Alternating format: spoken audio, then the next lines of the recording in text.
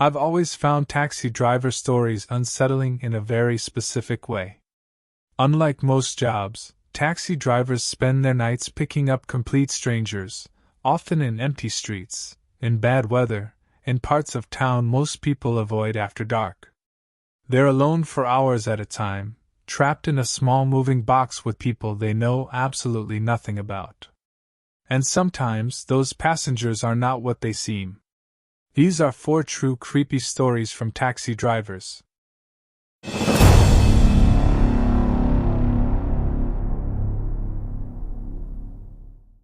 This happened to me back in late November of 2017, when I was driving the night shift in a small city in Pennsylvania.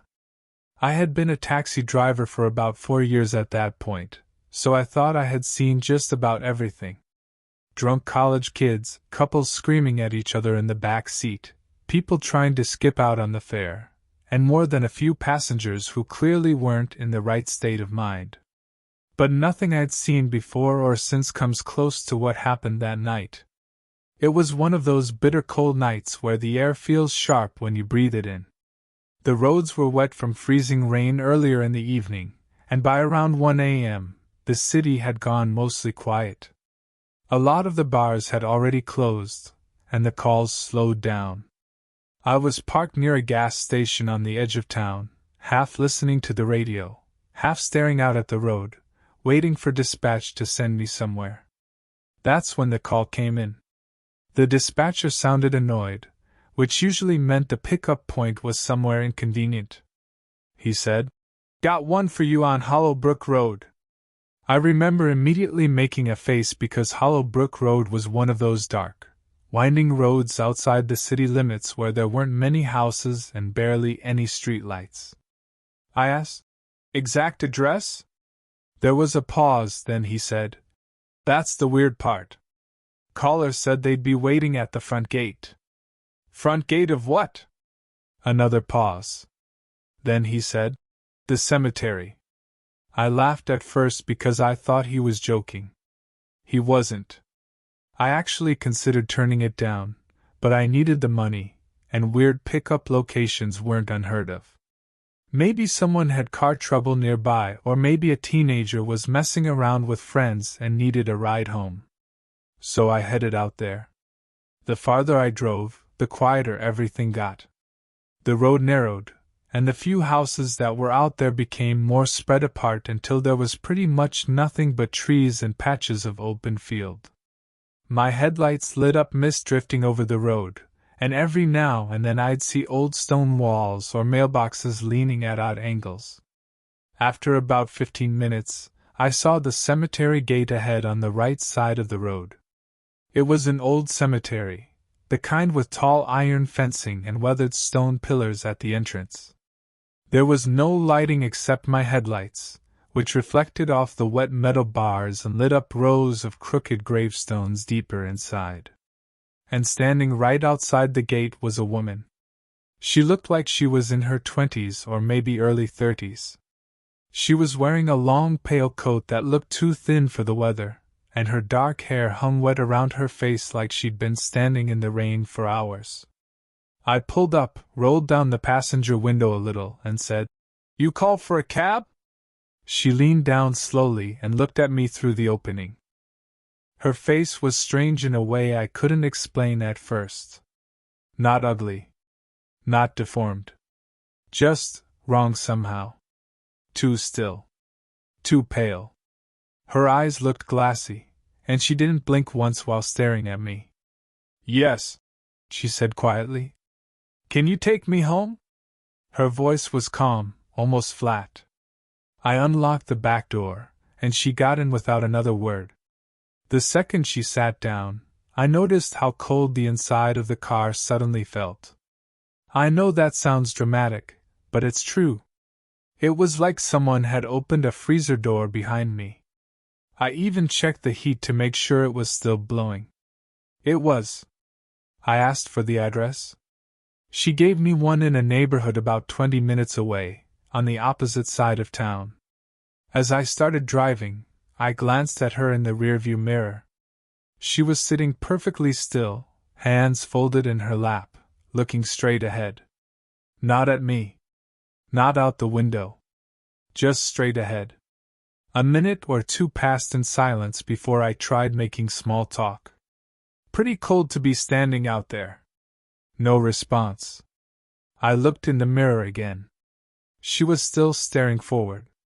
Then, after several more seconds, she said, "I wasn't standing there long."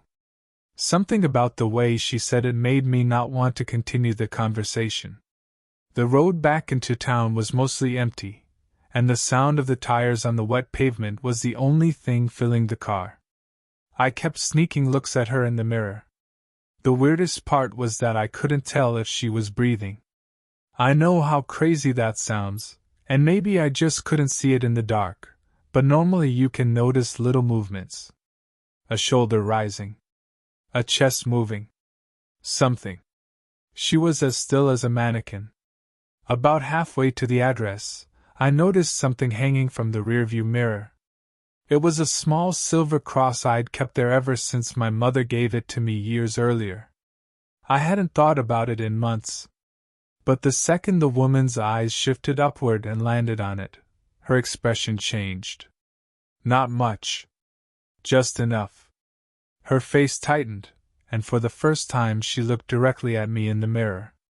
Then she said very softly, "Can you take that down?" I gave a nervous laugh and said, "Sorry?" "The cross," she said. "Please take it down." There was something cold in her voice then. Not angry exactly. More like a command. I said, "It stays there." For a few seconds she didn't say anything. Then I heard a sound from the back seat. A wet sound. Like someone slowly dragging their fingers across soaked leather. I looked in the mirror, and she was smiling. It was the widest smile I have ever seen on a human face. Too wide. Her lips stretched unnaturally, showing too many teeth in the dim light from the dashboard. I nearly swerved. Then her smile disappeared just as fast as it came.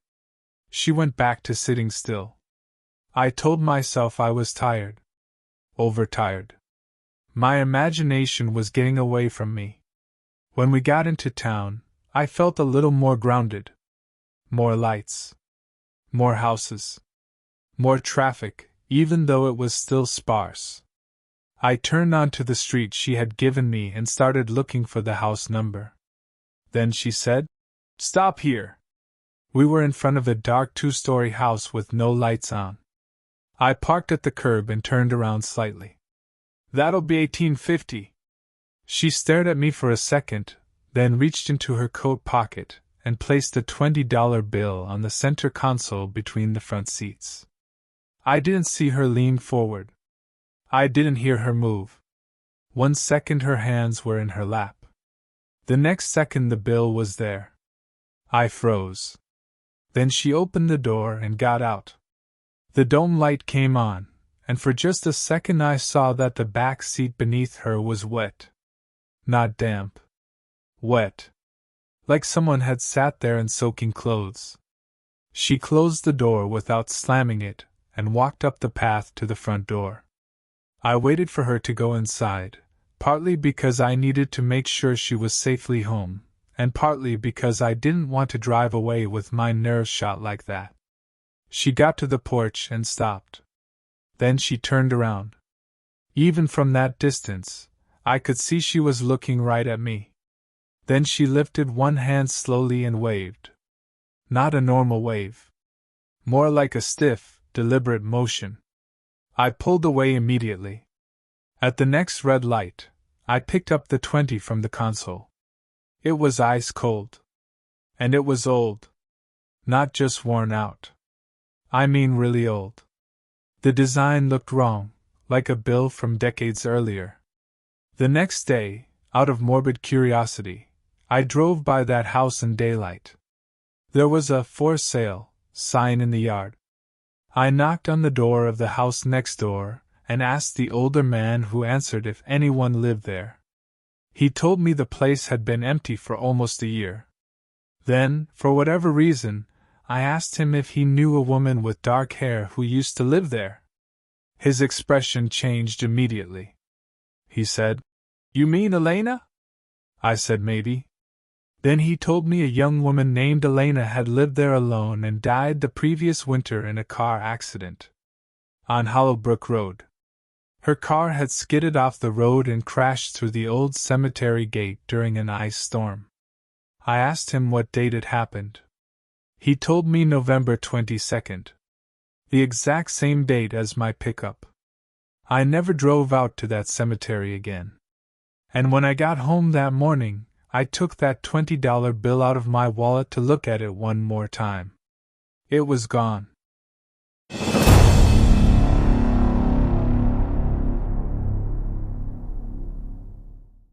I drove cabs in Chicago for almost 7 years, mostly overnight. Night shift paid better, but it came with the usual trade-off.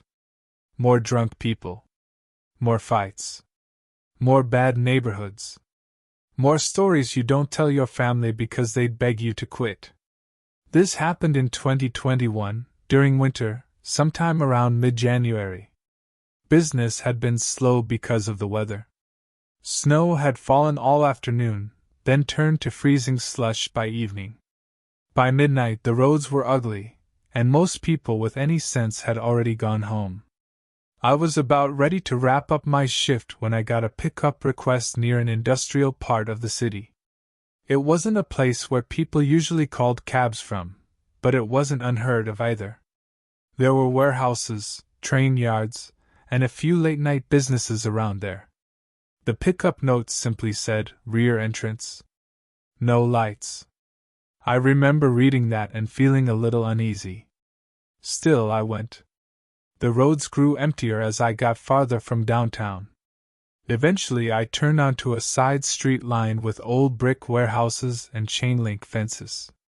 The place looked deserted. A few security lights glowed on distant buildings, but most of the street was in darkness. I found the address. It was an old loading dock behind a long brick building with boarded windows. No lights. No other cars. No person waiting. I slowed to a stop and checked the address again on my phone.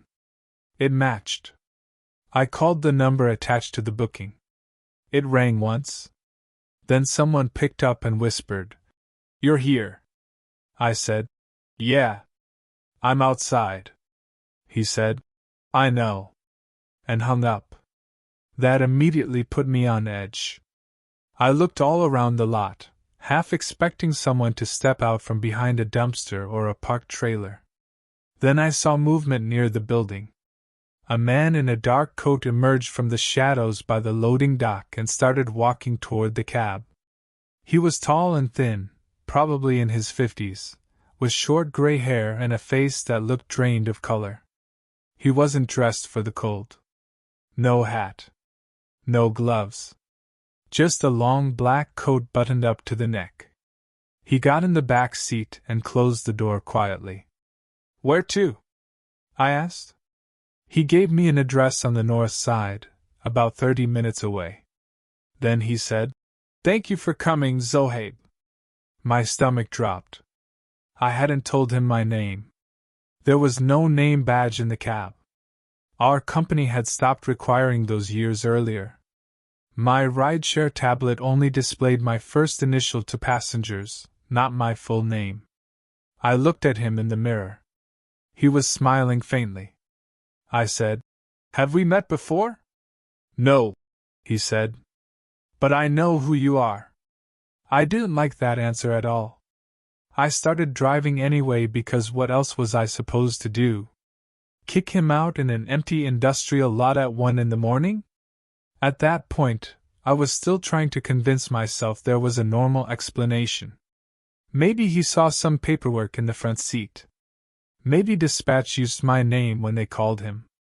Maybe I was overthinking it. For the first few minutes, neither of us spoke. Then he said, "You've been doing this a long time." "Long enough," I said. "Night shift takes a toll." I didn't answer. He continued, "You miss dinners, birthdays, holidays. You stop sleeping, right?" You start feeling like you live outside everyone else's life.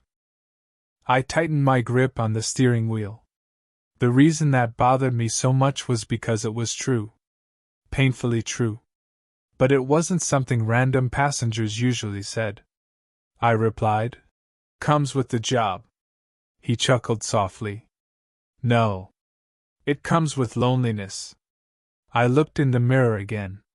He was looking out the side window, but I had the weirdest feeling he wasn't really seeing the city outside. More like he was remembering something. Snow hissed under the tires as we moved through a long stretch of road with barely any traffic. The heater was running, but the back seat looked dark and cold.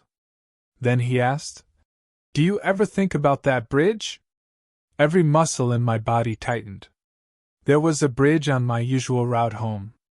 Years earlier, after a brutal stretch in my life, I had pulled over there late one night and sat alone in my car for almost an hour, seriously thinking about ending everything. No one knew about that. No one. I never told my parents, never told my ex, never told friends. It was one of those things I had buried so deep I almost convinced myself it never happened. I forced myself to keep my voice steady. What bridge? He ignored the question. You sat there a long time. You were convinced nobody would miss you. I almost slammed the brakes right there. Instead, I said, louder this time, How do you know that? He leaned forward slightly, close enough that I could hear his breathing for the first time. Except it didn't sound like breathing. It sounded wet. Uneven. Like air moving through fluid. Then he said, Because I was there.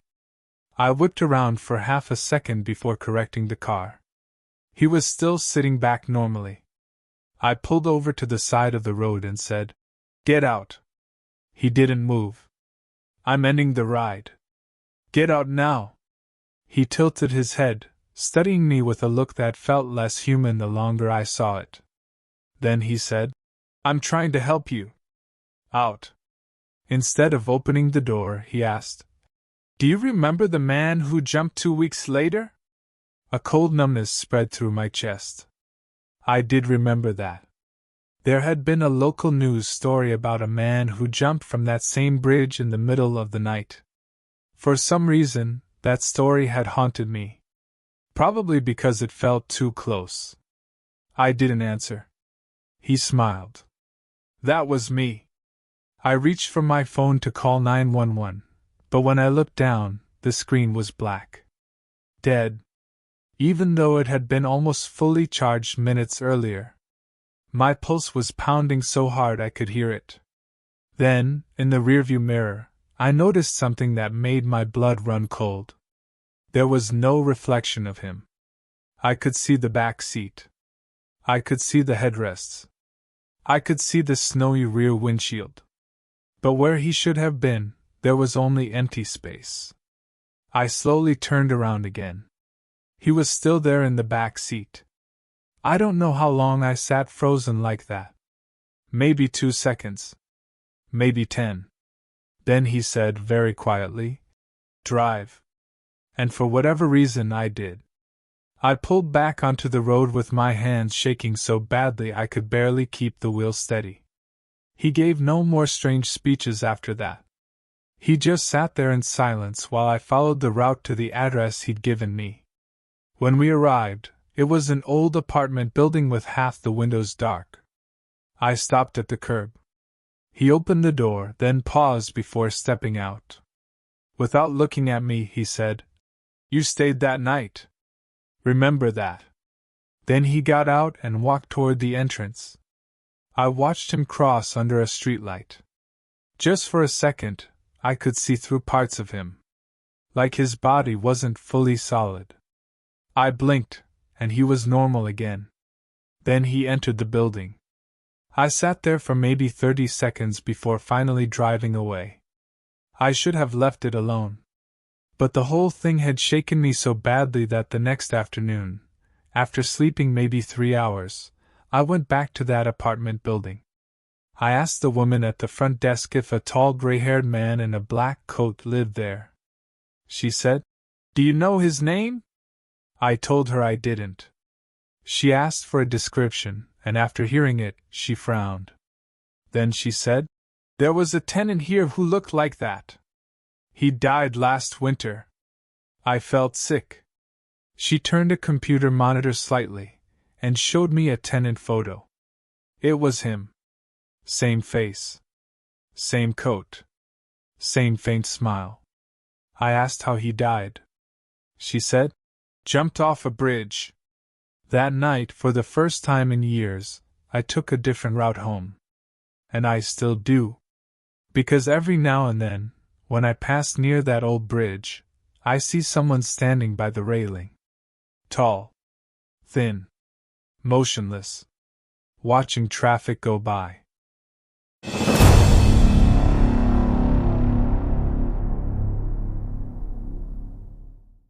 I worked for a taxi company in Liverpool in the UK for a little over a decade. During that time, I had plenty of weird fares, but I only had one that made me consider giving up the job for good. This happened in October of 2014. It was around 2:30 in the morning, and I was near the edge of the city after dropping off a couple outside a pub.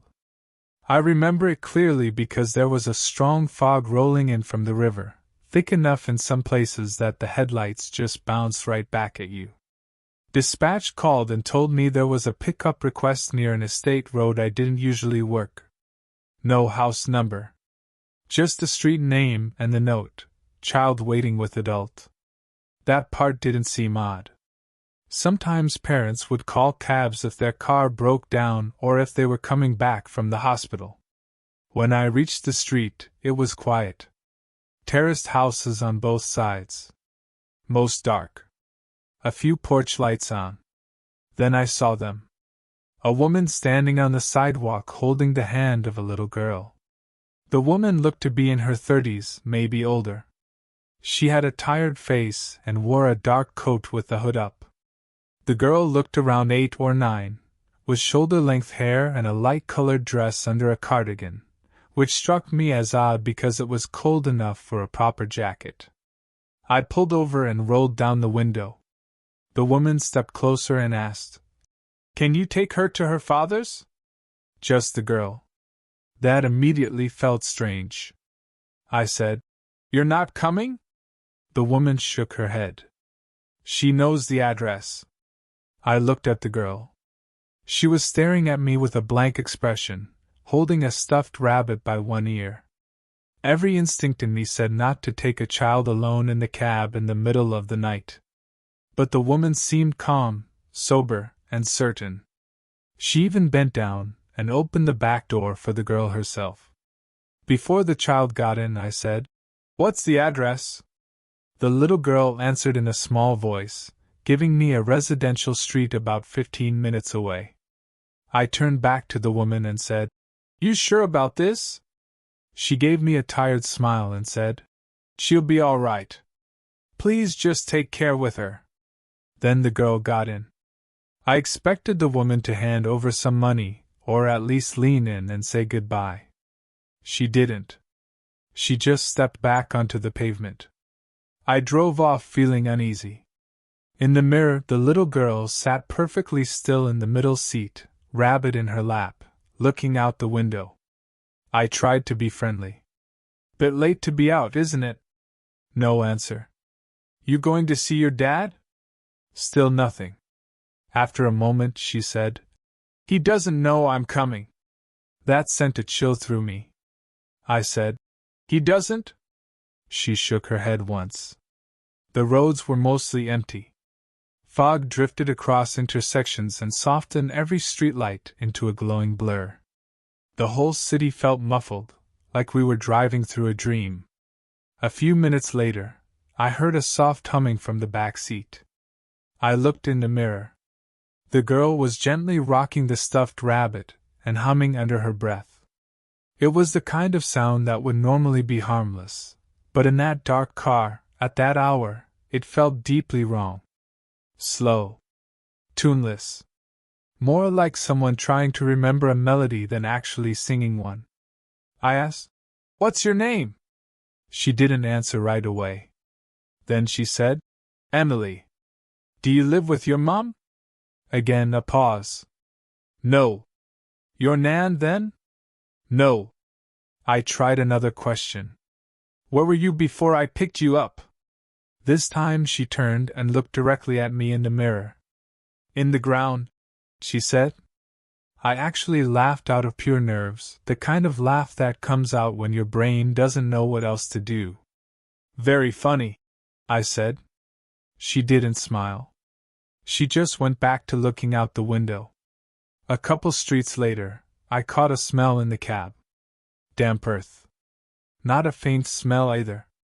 Strong enough that I checked my shoes at the next stop sign, wondering if I'd stepped in mud somewhere earlier in the night.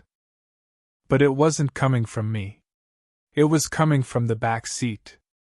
I turned slightly and saw dark smudges on the upholstery beneath the girl's shoes. Mud. No, not mud exactly. More like clumps of black wet soil. My mouth went dry. I asked, "Emily, where'd you get that dirt from?" No answer. Then she said very softly, "I was cold." I sped up a little. By the time we reached the street she'd given me, I was desperate to end the fare and get her out of the cab. We pulled up in front of a semi-detached house with one downstairs light on. The girl said, "Here." I parked, turned around, and said, "All right then. Do you need me to walk you to the door?" She was already reaching for the handle. Then she stopped and looked at me. Her face had changed. Not all at once. Just enough that it hit me slowly. Her skin looked paler than before. Her lips had a bluish tint. And there was dirt under her fingernails. She asked, "Will he be sad?" I said, "Who?" "My daddy." I had no idea what to say. Then she opened the door and stepped out. I got out too because there was no way I was letting a little kid walk to a front door alone at nearly 3 in the morning. She was already halfway up the path when the porch light came on. The front door opened, and a man in sweatpants stepped out looking confused and alarmed. He saw the girl and froze. Actually froze. He went completely pale, gripping the door frame like his legs were about to give out. The little girl stopped at the path and looked up at him. Then the man whispered, "Emily?" I felt every hair on my arms stand up. The girl took one more small step forward. Then the porch light flickered. Just once. And in that tiny blink of darkness she was gone. I don't mean she ran. I don't mean she stepped behind a bush. She was simply gone. The stuffed rabbit dropped onto the path where she had been standing. The father let out this horrible sound I'll never forget, somewhere between a scream and a sob, and ran down the path looking around wildly. I stood there unable to move. He picked up the rabbit with shaking hands and looked at me with tears already filling his eyes. He said, "Where did you find her?" I could barely answer. I told him a woman and a little girl flagged my cab and asked me to bring her here. The man started crying harder. Then he said, "Emily died 3 years ago." I didn't say anything. He kept talking, almost like he couldn't stop. Car accident. Him driving. Wife and daughter both killed. Same night. Same month. October. I looked back toward the cab. The back seat was empty. But there were small wet handprints on the inside of the window. I left after giving him my number, though he never called. The next day I had the cab cleaned, and the driver who took it after me asked why the back seat smelled like a garden after rain. I didn't tell him. And for years after that, every October, I would check the rearview mirror on foggy nights and expect to see that little girl sitting there, humming to herself, rabbit in her lap. A few times I almost did.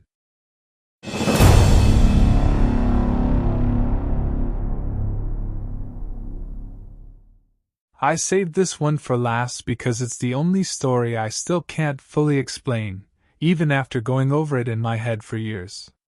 This happened in 2019, when I was driving in rural Georgia. Not Atlanta. A smaller area where taxi work was slower and the roads between pickups could leave you alone for long stretches. I had just dropped someone off at a motel around midnight, and was heading back toward town when dispatch radioed me about a cash fare waiting at an old diner off Route 16. I knew the diner. It had been there forever. One of those places with faded signs, cracked parking lot lines, and a neon, open, sign that buzzed more than it glowed. Truckers stopped there sometimes, but by midnight it was usually dead. When I pulled in, the diner looked closed. The parking lot was empty except for one pickup truck near the side.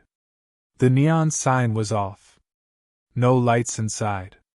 I was about to radio dispatch and say no one was there when the front door opened. A man stepped out wearing a brown jacket and jeans. Mid-40s, maybe. Thick beard. Baseball cap pulled low. He moved slowly, like someone exhausted after a long day.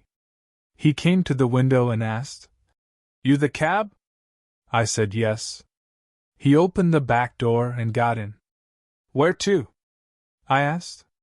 He gave me an address that was way out in the county, at least 40 minutes away. I almost groaned because that kind of trip usually meant a dead drive back with no fare. Still, cash was cash. We got moving. The first 10 minutes were normal enough. The man didn't say much. He looked out the window, arms crossed, speaking only to answer basic questions. Then I noticed something odd on the meter. It wasn't counting right. The numbers would jump, then freeze, then drop backward. I tapped it and figured it was some electrical issue.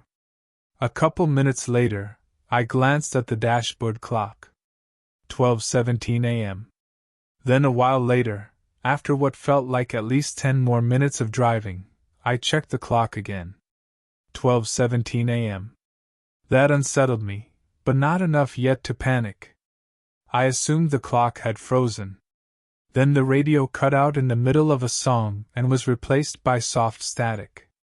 Through the static, I thought I heard voices. Whispers. I turned the volume knob, but it didn't help. The passenger suddenly said, "Leave it!" I looked at him in the mirror. He was staring straight ahead. "Sorry?" I said. "The radio," he said. "Leave it." So I did. The farther we drove, the more wrong things felt. I knew those roads well enough, but at some point I stopped recognizing where we were. The road seemed narrower. The trees closer. There were no houses, no mailboxes, no lights anywhere, just darkness beyond the headlights. I said, "You sure this is the way?" He nodded. Then he said, "Almost there." But the meter still looked wrong. The clock still read 12:17. The static whispers on the radio seemed louder now, though I still couldn't make out actual words. And then I passed the road sign. It said Route 16 East. 5 minutes later, I passed the exact same sign again. Same dent in the metal. Same crooked angle. I felt a pulse of fear in my stomach. I drove faster. A few minutes later, I passed it again. That's when I knew something was seriously wrong. I said, "I think we need to turn around." The man in the back seat said, "No." Not loudly. Not angrily. Just with complete certainty. I ignored him and took the next left onto what should have been a connecting road back toward town. Except after a mile or two, I came to another sign. Route 16 East. I was somehow back on the same road. My mouth had gone dry. My hands were slick on the steering wheel. I reached for my phone. No signal. Not one bar. I tried the dispatch radio. Only static. Then, through that static, I heard something clearer than before. A woman crying. Very faint, but definitely crying. I turned around and said, "Who are you?" The man was silent. "Who are you?" I repeated. He finally answered, "Just drive." That was when I noticed he wasn't blinking. Not once. The road ahead bent through a tunnel of trees. The headlights caught pale trunks and low-hanging branches that seemed almost black against the night sky. Fog had started gathering at ground level, rolling across the asphalt in thin streams. Then I saw it. A car ahead on the shoulder. Old sedan. Front end crushed. Driver's side caved in against a tree. Hazard lights blinking weakly. I slammed the brakes. The wreck looked fresh, and for a second I thought maybe this was why the road was blocked, or maybe the man wanted help. I turned to say something to him. The back seat was empty. The door had never opened. I know that because I would have heard it, and the dome light would have come on. But he was gone. I stared at the empty seat, my heart pounding so hard it hurt. Then the radio static cleared for one sharp second, and a voice said, "Don't get out." It was a woman's voice. I froze. Outside, the wrecked car's hazard lights blinked on, off, painting the trees in weak orange flashes. Then I saw movement inside the wreck. Someone in the driver's seat. A figure slowly turning its head toward me. At that point, every instinct in my body screamed at me to drive. So I threw the car in reverse, spun awkwardly on the narrow road, and sped back the way I had come. I don't know how long I drove. Maybe 10 minutes. Maybe 2. Time felt broken. But suddenly I'd burst out onto a normal stretch of highway with actual traffic in the distance and gas station lights ahead. The clock on the dashboard changed. 12:18 a.m. Just 1 minute had passed. I pulled into the gas station shaking so badly I could barely stand. Inside, the clerk asked if I was all right because I looked like I'd seen a ghost. I asked him if there had been an accident on Route 16 recently. He stared at me for a second and said, "You mean the one by Miller's Bend?" I asked when. He said, "Couple years back. Man driving drunk with his wife in the car. Ran off the road and hit a tree. He survived. She didn't." I asked if the man had a beard and wore a baseball cap. The clerk slowly nodded. Then he said, "You know him?" I didn't answer. I just left. The next day I went back in daylight and tried to find that stretch of road again. I couldn't. Not the sign. Not the bend. Not the wreck. Nothing. A month later, I was cleaning out the back seat and found something tucked partly under the floor mat. A diner receipt. The faded kind printed on thin paper. From the diner where I picked him up. Time-stamped at 12:17 a.m. Only one item on it. Coffee. For 2.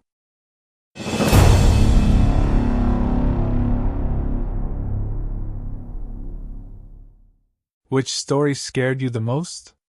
Comment below and subscribe for more true horror stories. If you want to share your story with us, send us at belladarktales@gmail.com.